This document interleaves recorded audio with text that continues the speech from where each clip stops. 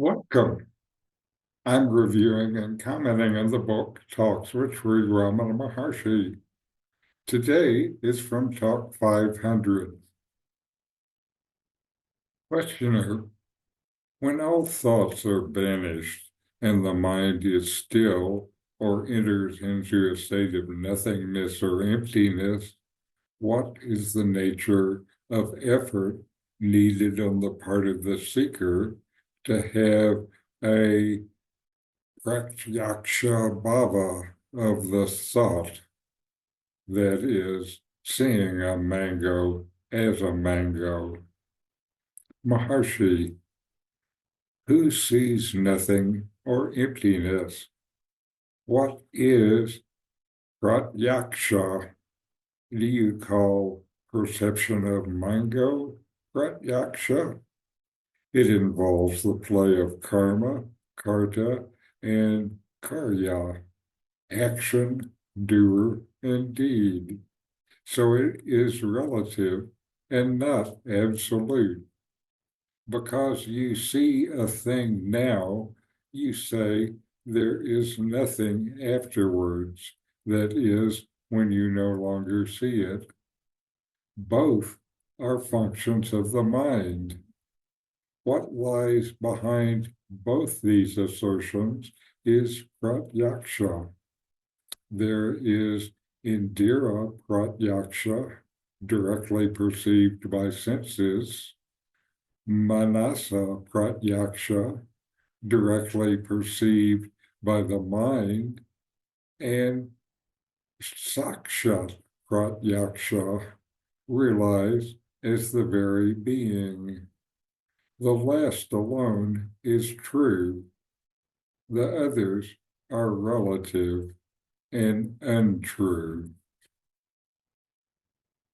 In this dialogue, the questioner asks about the nature of effort required when all thoughts are banished and the mind is still or empty. They refer to the experience of seeing a mango as an example of what is called pratyaksha, or direct perception, and wonder how this translates into the realization of the thought, or ultimate truth. Sri Ramana Maharshi's response begins with a powerful counter question: who sees the nothing or emptiness? This question leads the seeker to reflect on the observer behind both thoughts and their absence.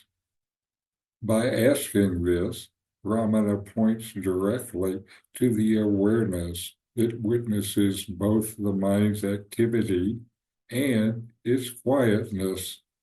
This awareness is not part of the mind, but is the true self, which remains constant whether thoughts are present or absent. Ramana then addresses the idea of pratyaksha itself. In common terms, pratyaksha is the direct perception of something, like seeing a mango. But Ramana makes a clear distinction. Seeing a mango involves the play of karma, action, karta, the doer, and karya, the deed. This experience is relative, dependent on the senses and the mind, and is therefore not absolute. Ramana goes on to explain that the mind operates in dualities, such as the presence or absence of an object. The mind perceives the mango, and then, when the mango is no longer in view, the mind perceives nothingness or emptiness.